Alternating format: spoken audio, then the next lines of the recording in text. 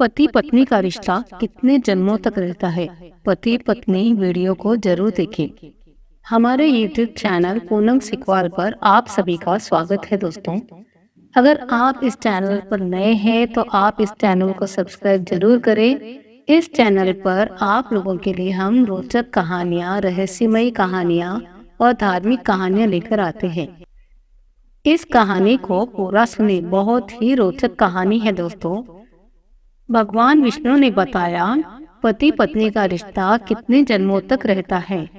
एक बार की बात है, भगवान विष्णु और माता लक्ष्मी क्षीर सागर में शेष नाग की सैया पर विश्राम कर रहे थे और माता लक्ष्मी भगवान विष्णु के पैर दबा रही थी। तभी माता लक्ष्मी कहती है, हे स्वामी, मेरे मन में आज एक प्रश्न उठ रहा है। कृपया आप बताकर मेरे मन के जिज्ञासा को शांत करें। तभी भगवान विष्णु कहते हैं, मैं अवश्य ही तुम्हें उस प्रश्न का उत्तर देने का प्रयास करूंगा। माता लक्ष्मी कहती है, स्वामी, मेरा प्रश्न यह है कि एक पति पत्नी का रिश्ता कितने जन्मों तक रहता है। तभी भगवान विष्णु कहते हैं, आपके इस प्रश्न का उत्तर देवों की देव महादेव की एक कथा में छिपा हुआ है। तुम इस कथा को पूरा सुनो, इससे तुम्हें पता चल जाएगा कि पति पत्नी का रिश्ता कितने जन्मों तक का रहता है। तभी माता लक्ष्मी कहती है कि मैं इस कथा को पूरे मन से सुनूंगी। फिर भगवान विष्णु माता लक्ष्मी को कथा सुनाते हैं और कहते हैं, एक बार की बात है, माता पार्वती महादेव से कहती है, प्रभु, कई दिन हो गए, आज ऐसा मन कर रहा है कि कुछ ज्ञान की बातें सुनने को मिले। तो भगवान शिव कहते हैं, बताओ किस प्रकार के ज्ञान की चर्चा की जाए। फिर माता पार्वती कहती है कि हे महाकाल, मैंने देखा है कि पृथ्वी लोक पर कुछ स्त्री पुरुष बड़े प्रेम से जीवन बिताते हैं। यहाँ तक कि कुछ स्त्री पुरुष तो एक पल के लिए भी एक दूसरे से दूर नहीं होते और दोनों की जोड़ी जन्म जन्मांतर तक बनी रहती है। तो हे प्रभु, मैं जानना चाहती हूँ कि क्या इस कलयुग में भी पति पत्नी की जोड़ी दूसरे जन्म में भी मिलती है या नहीं। और साथ ही साथ कुछ चर्चा भाग्य को लेकर भी है कि जो भाग्य में नहीं होता, क्या वह मनुष्य को मिल सकता है। भगवान शिव कहते हैं, हे पार्वती, मैं तुम्हारे मन की बात ठीक से समझ चुका हूँ। अब मैं तुम्हें एक छोटी सी कहानी सुनाता हूँ। इस कहानी को बड़े मन से सुनना, क्योंकि इस कहानी को सुनने से तुम्हें दो ज्ञान की बातें प्राप्त होगी। पहली, स्त्री पुरुष का नाता कितने जन्मों तक रहता है। दूसरा, भाग्य में जो नहीं होता वह कभी मिलता भी है कि नहीं। भगवान शिव कहते हैं, एक राजकुमारी थी जो पूरी तरह से चरित्रवान थी, जिसकी शादी एक चरित्रवान राजकुमार के साथ हुई थी। दोनों ही जीवन का आनंद सुख वैभव के साथ चल रहे थे। उन्हें धन की कोई कमी नहीं थी। कमी थी तो एक संतान की थी, जिसको लेकर राजकुमारी हमेशा चिंतित रहती थी। धीरे धीरे समय गुजरता गया। एक दिन राजकुमारी की तबीयत अचानक बहुत खराब हो गई। वह राजकुमारी राजकुमार से बोली, प्रियतम, मैंने आपको बहुत प्यार किया है। मैंने आपकी बहुत सेवा भी की है, भजन पूजा भी किया है, मगर मैं आपको एक खुशी नहीं दे पाई, वह है संतान का सुख। मुझे आभास हो रहा है मेरा अंतिम समय अब निकट आ गया है। मेरा जीवन अब कुछ ही पलों में समाप्त होने वाला है। मलाल मत करना। मेरे ना रहने का, मेरे मरने के बाद मेरी यादों में जीवन जीना मैं आपको वचन देती हूँ। अगले जन्म में फिर आपकी पत्नी बनूंगी, तब मैं आपके संतान की इच्छा अवश्य पूरी करूंगी। और फिर इतना कहते ही उस राजकुमारी की मृत्यु हो जाती है। समय आने पर एक दिन राजकुमार की भी मृत्यु हो जाती है। फिर वह राजकुमार एक ऐसे राजा के यहाँ जन्म लेता है जिनकी 6 रानियां थी और सब रानियों के बीच में वह अकेला ही पुत्र था। उधर वह राजकुमारी भी एक ऐसे राजा के यहाँ जन्म लेती है जिसकी 6 रानियां थी और सभी रानियों के बीच में केवल एक ही पुत्री थी। जिस राजा का पुत्र था उस राजा के पास बहुत ही अक्लमंद और वफादार तोता था। राजा उसके बहुत सारे मामलों में सलाह लिया करता था और उसकी सलाह वो मानता भी था। बड़ी बड़ी मुश्किल समस्याओं में राजा तोता की सलाह अवश्य लेता।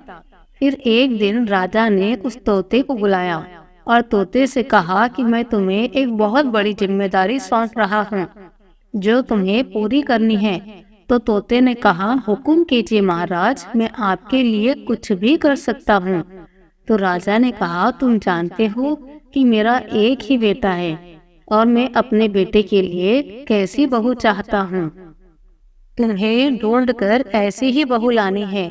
और फिर राजा ने उस तोते को अपने मन की सारी बात बता दी, वह कैसी बहू चाहता था। फिर राजा की बात सुनकर वह तोता उस काम के लिए राजी हो जाता है।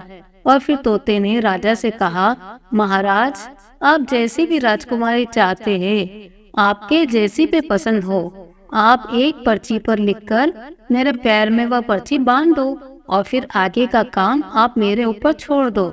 मैं वैसे ही राजकुमारी तलाश करके लाऊंगा। फिर तोते की बात सुन के राजा ने एक पर्ची पर अपनी पसंद की राजकुमारी के बारे में लिख दिया कि वह कैसी राजकुमारी चाहता है और उस पर्चे को तोते के पैर में बांध दिया। फिर वह तोता वहां से राजकुमारी की खोज में उड़ता हुआ चल देता है।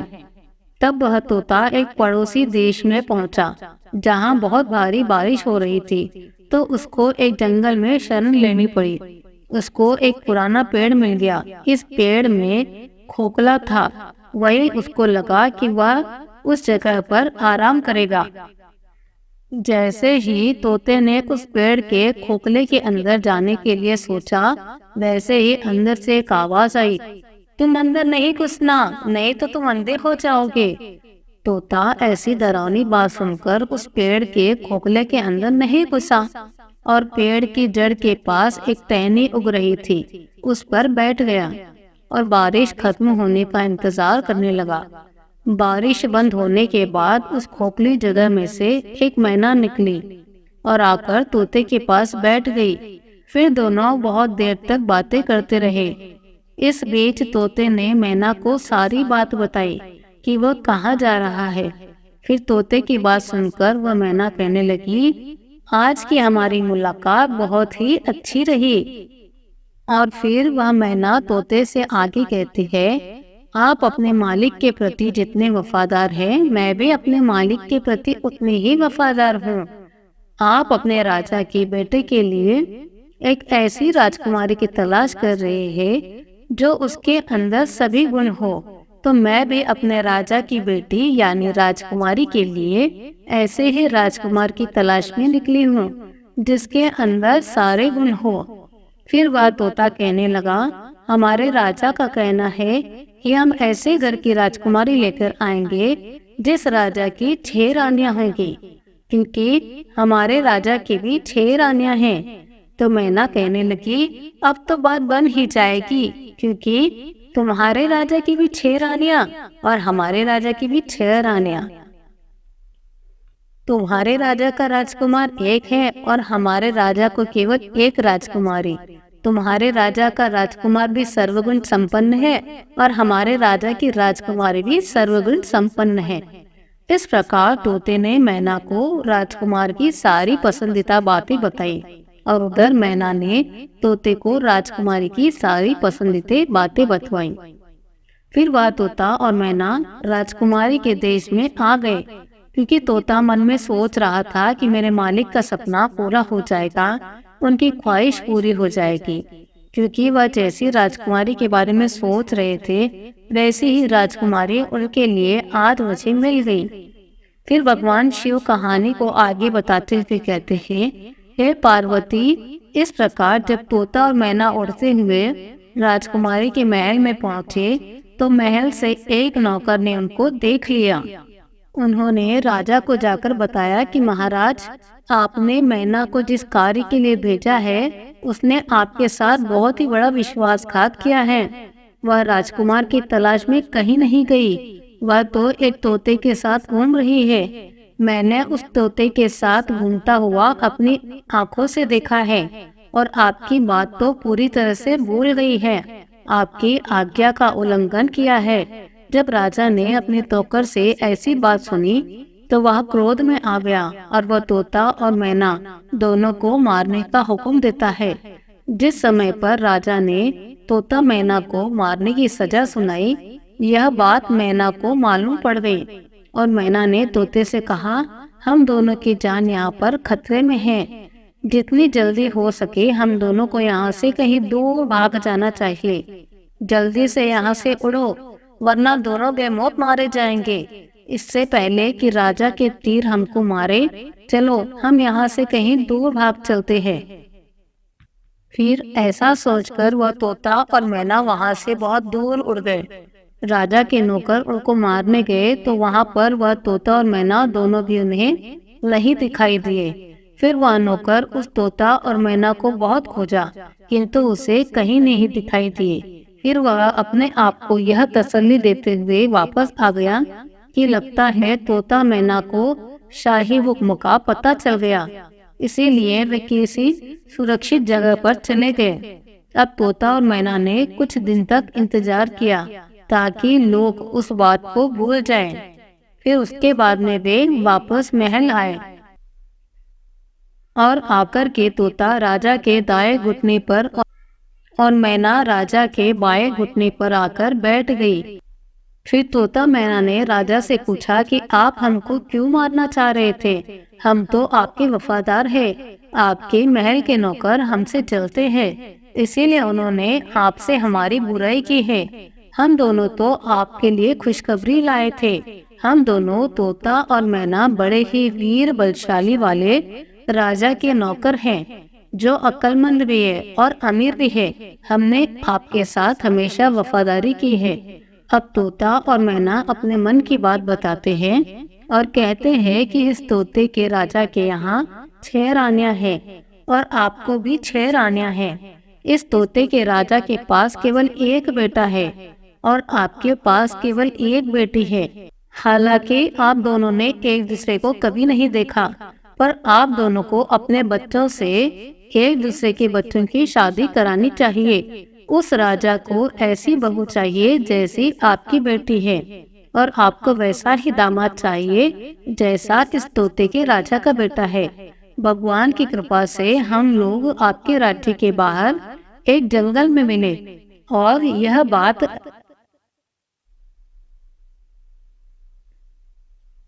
अच्छी खबर लेकर हम आपके पास आए। फिर तोता और मैना ने अपने मन की बात राजा से कहकर राजा को खुश कर दिया और फिर तोते ने राजा की तरफ अपना पैर बढ़ा दिया, जिसमें एक पर्चा बंधा हुआ था और जिसमें राजकुमार की पसंद लिखी हुई थी। फिर राजा ने वह पर्चा पढ़ा तो बहुत खुश हुआ। पहले तो उसे उन तोते मैना पर विश्वास नहीं हुआ, फिर तोते के साथ में पर्चा देखा तो राजा को तोते पर विश्वास हो गया। फिर राजा ने तोते के पैर से राजकुमारी की शाही तस्वीर निकाली और अपनी रानियों के पास भिजवा दिया और कहा कि यह तस्वीर देखकर बताइए कि राजकुमार कैसा है। फिर कुछ दिन बीत गए पर तस्वीर वापस नहीं आई। राजकुमारी को वह तस्वीर बहुत पसंद आ गई और फिर वह राजकुमारी उस राजकुमार की तस्वीर को अपने ही पास रख लिया। खैर, कुछ दिनों के बाद रानियों की तरफ से जवाब आया कि राजकुमार सबको पसंद है, अब उसकी शादी जल्दी ही हो जानी चाहिए, क्योंकि राजकुमारी को राजकुमार को देखे बिना रहा नहीं जा रहा। जैसे ही यह जवाब राजा के पास पहुंचा तो राजा ने तोते को यह कहकर वापस भेज दिया कि वह अपने मालिक से जाकर कहे कि राजकुमार के पसंद की लड़की मिल गई है, वह 10 महीने के अंदर शादी के लिए हमारे पास आ जाए। फिर तोते ने आदर के साथ झुककर राजा को प्रणाम किया और अपने देश उड़ता हुआ चला गया। अपने देश में पहुंचकर तोते ने राजा को अपनी यात्रा की सफलता के बारे में बताया, तो यह सुनकर राजा बहुत ही खुश हुआ कि वह जैसी बहू चाहता था उसे वैसी ही राजकुमारी अपने बेटे के लिए मिल गई है। और फिर राजा ने तुरंत ही इस शानदार मौके को शानदार तरीके से मनाने का हुक्म दिया। राजकुमार के लिए राजा ने सबसे कीमती और बढ़िया कपड़े बनवाए। घोड़े के लिए बहुत शानदार जीन बनवाई गई। सिपाहियों के लिए नई नई बढ़िया बढ़िया पोशाकें बनवाई गई। बहुत तरह के अनमोल हीरे जवाहरात, बढ़िया कपड़े, मुश्किल से मिलने वाले फल, कीमती मसाले और बढ़िया किस्म के इत्र आदि इकट्ठे किए गए। हर चीज को याद करके राजा ने इकट्ठा किया। महीने जल्दी गुजर गए। इतनी तैयारियों में समय कब निकल गया राजा को पता ही नहीं चला। पर अफसोस, शादी के कुछ दिन पहले ही राजकुमार का पिता बीमार पड़ गया और वह मर गया। राजकुमार को अपना जाना टालना पड़ा, क्योंकि ऐसे समय पर शादी के लिए राजकुमार का जाना अपने पिता का अपमान करना दिखाई था। इसीलिए राजकुमार कुछ दिन इस शादी को टाल रहा था। कुछ दिनों के बाद राजकुमार तोते के साथ राजकुमारी के साथ शादी करने के लिए निकल पड़ा। उधर राजकुमारी का देश कोई ज्यादा दूर नहीं था, इसीलिए राजकुमार तोते के साथ बहुत ही शीघ्र पहुंच गया। और फिर राजकुमार ने अपना डेरा राजकुमारी के महल के पास वाले बगीचे में डाल दिया। अगर राजकुमार उस बगीचे में ना घुसा होता तो अच्छा होता, क्योंकि वहाँ उसका तोता मर गया। उस बगीचे के माली ने उस तोते को मार दिया, क्योंकि वह तोता एक आम के पेड़ पर बैठकर आम खा रहा था और राजकुमार की तरफ उस आम को फेंक रहा था। यह बात माली को रास नहीं आई और तोते पर क्रोधित होकर उसने तोते को मार दिया। जैसे ही राजकुमार के ऊपर यह मुसीबत आई, उससे कुछ ही देर बाद उसने सुना कि राजकुमारी के पिता ने अपनी बेटी की शादी उसके साथ करने से इनकार कर दिया, क्योंकि उसका पिता मर गया था। अब बगीचे में डेरा डालने के कुछ दिन बाद राजकुमारी बाहर सैर करने के लिए जा रही थी, तो इत्तेफाक से उसी रास्ते से गुजरी जिस रास्ते में वह बगीचा था। उसने बगीचे पर नजर डाली तो वह राजकुमार को देखा। फिर राजकुमारी उस राजकुमार को पहचान गई, क्योंकि उसकी तस्वीर अभी भी उसके पास में थी। उसने उस समय तो कुछ नहीं कहा। फिर वहां से वह राजकुमारी सीधा अपने महल में लौट आई, क्योंकि राजकुमारी को अपना प्रेमी मिल गया था। उसी समय से उसको सब कुछ बहुत अच्छा लगने लगा। शाम को खाने के समय राजकुमारी ने अपने खाने में से आधा खाना खाया और बचा हुआ आधा खाना राजकुमार की तस्वीर के साथ लेकर राजकुमार को भेज दिया। उसने अपनी दासी से कहा कि वह राजकुमार से कहे कि वो उस खाने को खा ले, और अगर वह ना खाए तो उसमें अपनी उंगली घुसा दे। वह दासी ने वैसे ही किया।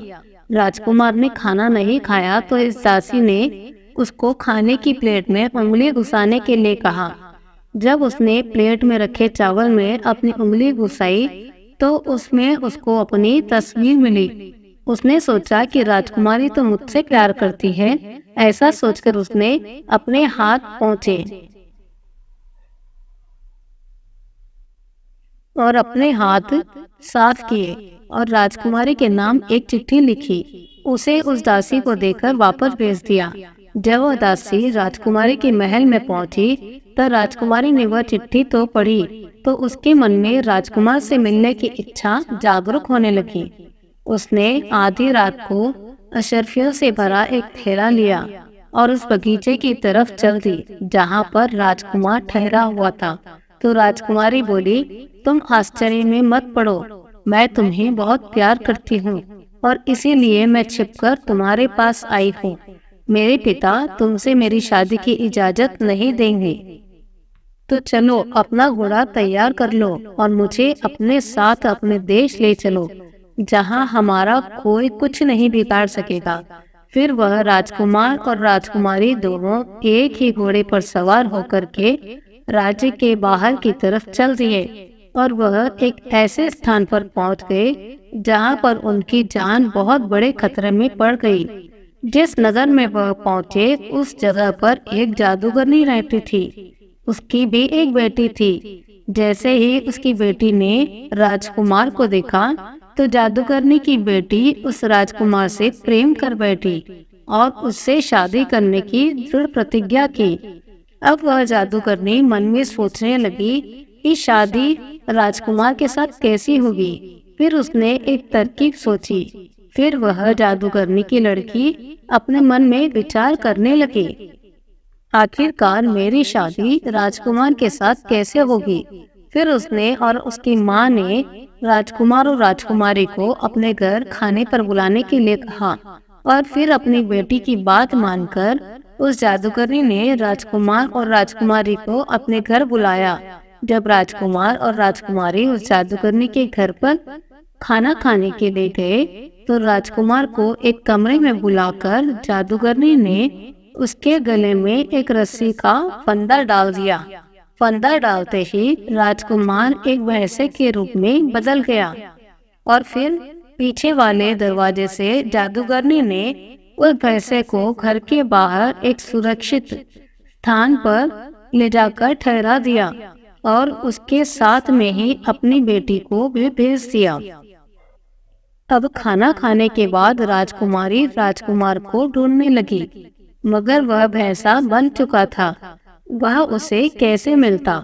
इधर सारा दिन वह भैंसा जादूगरनी की बेटी के पीछे पीछे घूमता रहा। वह जादूगरनी की बेटी जहाँ भी जाती तो भैंसा उसके पीछे पीछे जाता।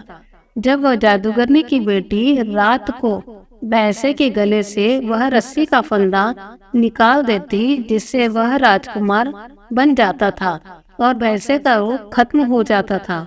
और जैसे ही सुबह हो जाती वैसे ही वह रस्सी का फंदा फिर राजकुमार के गले में डालकर उसे भैंसा बना देती थी और दिन भर उसके साथ घुमाया करती थी। उधर राजकुमारी को राजकुमार से मिले कई दिन हो गए थे। राजकुमारी पागलों की तरह अपने राजकुमार को इधर उधर ढूंढ रही थी। वह बहुत ही दुखी थी। उसको पता ही नहीं था कि वह क्या करे। आखिरकार राजकुमार उसको छोड़कर कहाँ चला गया। तभी राजकुमारी अपने मन में सोचती है, लगता है राजकुमार ने मुझे धोखा दे दिया। मुझे धोखा नहीं दे सकता था। वह तो मुझसे प्यार करता था, मैं भी उससे प्यार करती हूँ। कहीं ऐसा तो नहीं किसी ने उसका कत्ल कर दिया हो। फिर उस राजकुमारी ने अपना रूप बदलकर एक आदमी का वेश धारण कर उस देश के राजा के पास आई और उससे अपने मन की बात कही। उधर राजा राजकुमारी की शक्ल और सूरत और बोलने के ढंग से बहुत ही ज्यादा प्रभावित हुआ। फिर राजा ने अपने दरबार में उस राजकुमारी को कोतवाल के पद पर नियुक्त किया। जब राजकुमारी कोतवाल बन गई, क्योंकि कोतवाल को बहुत सारे घरों में उसका आना जाना होता है, इसीलिए उसे बहुत सारे घरों के भेद मालूम होते हैं। इस प्रकार राजकुमारी कोतवाल बन करके राजा के यहाँ पर काम करने लगी। समय धीरे धीरे बीतता गया। कई साल गुजर गए। फिर एक दिन राजा की मृत्यु हो जाती है। उधर सभी नगरवासी उस कोतवाल को राजा बना देते हैं, क्योंकि उस कोतवाल राजकुमारी का व्यवहार जनता के प्रति बहुत ही अच्छा था।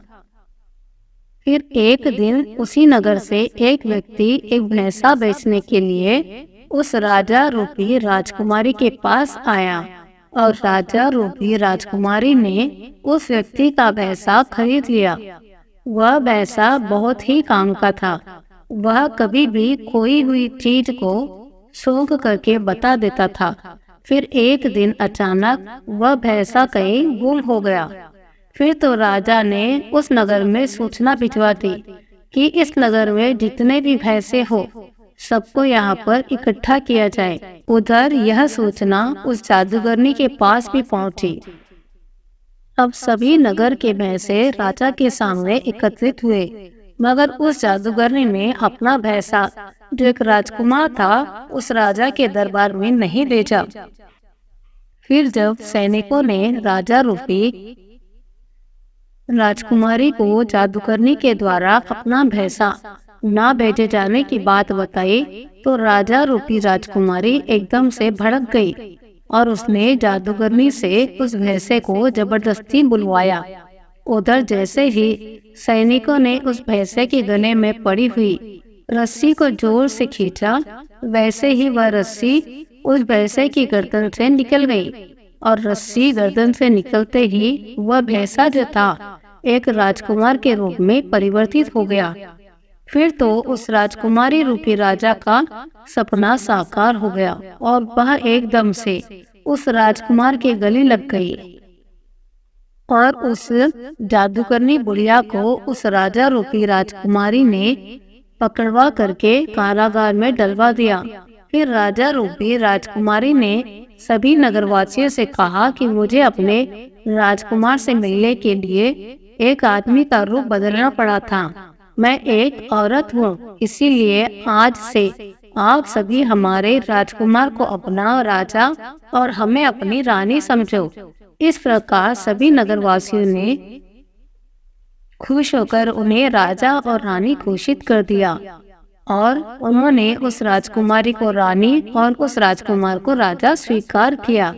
अब इधर वह राजकुमार राजा बनता है और वह राजकुमारी रानी बनती है। फिर उस जादूगरनी की बेटी को राजकुमारी कैद खाने में डलवा देती है, क्योंकि जो जादूगरनी की बेटी थी उसने पूर्व जन्म में अपने पति को झूठा दोष लगाकर एक राजा की कैद में डलवा दिया था। इसीलिए इस जादूगरनी की बेटी को भी राजा की कैद का सामना करना पड़ा। वह राजा और रानी बनकर एक दिन घूमने के लिए जाते हैं और जब जंगल से होकर गुजरते हैं तो वह एक पेड़ के पास खड़े होकर आराम करने लगते हैं। वह पेड़ कई साल पुराना था। उस समय राजकुमार और राजकुमारी ने अपने पूर्व जन्म में एक प्रेम चिन्ह बनाया था जो पूरी तरह से सुरक्षित। फिर उस राजकुमार और राजकुमारी की नजर जैसे ही उस प्रेम चिन्ह पर पड़ती है तो एकदम से दोनों को अपने पुराने जीवन की सारी घटना याद आ जाती है।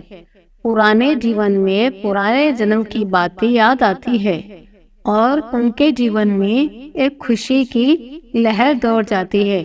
फिर वह राजकुमारी कहती है, मुझे सब कुछ याद आ गया है। मैं आपसे बहुत प्रेम करती थी, आप भी मुझसे बहुत प्रेम करते थे। मैंने आपकी बहुत सेवा की थी। केवल मुझे एक ही मलाल था कि मैं आपकी खुशी के लिए एक संतान को जन्म न दे सकी। इसीलिए इस जन्म में फिर हम दोनों पति पत्नी के रूप में मिले, क्योंकि यह हमारा सच्चा प्रेम था। इसीलिए हम दोनों वापस मिले और मुझे पूरा विश्वास है इस जन्म में ईश्वर हमारी अवश्य सुनेगा और आपको संतान का सुख अवश्य मिलेगा। फिर समय धीरे धीरे गुजरता गया और पूर्व जन्म के जो भी भाव थे वे इस जन्म में पूरे हो जाते हैं और फिर वह राजकुमारी गर्भ धारण करती है और समय आने पर एक सुंदर से पुत्र को जन्म देती है।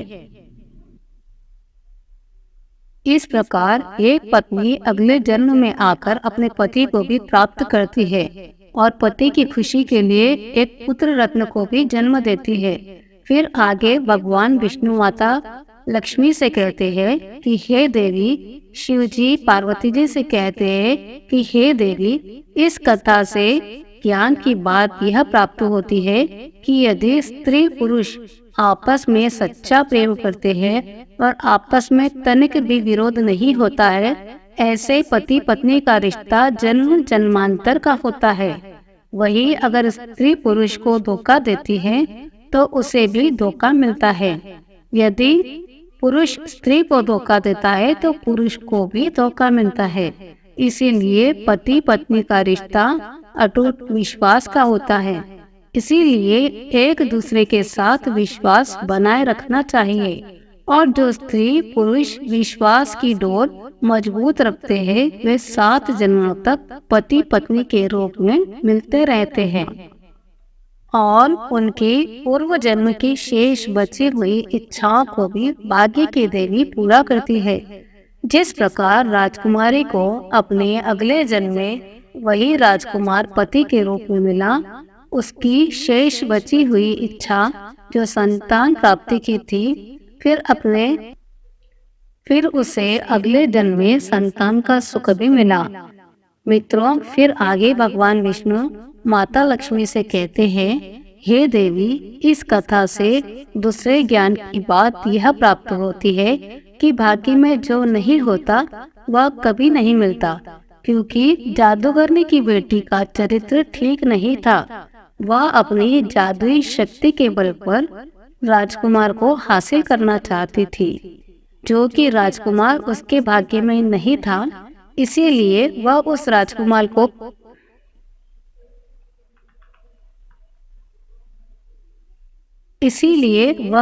राजकुमार को हासिल नहीं कर सकी, क्योंकि जो भाग्य में नहीं होता वह कभी नहीं मिलता। राजकुमार केवल उस राजकुमारी के भाग्य में था। इसीलिए पुनः इतनी सारी मुश्किलें झेलने के बाद भी उस राजकुमारी को उसके पूर्व जन्म का पति राजकुमार इस जन्म में वह भी राजकुमार पति के रूप में प्राप्त हुआ।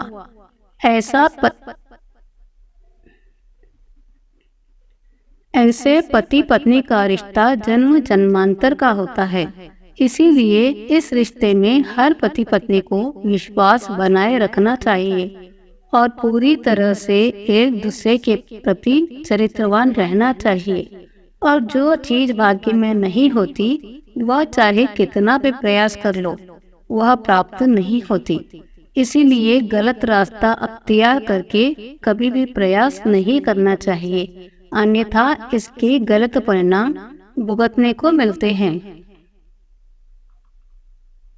जैसे कि उस जादूगरनी की बेटी को हमेशा के लिए राजा ने कैद खाने में डलवा दिया था और उसका सारा जीवन उसी कैद में गुजर गया। दोस्तों, आज के लिए इतना ही। मिलते हैं ऐसी ही किसी बहुत ही रोचक कहानी के साथ। आप सभी का धन्यवाद।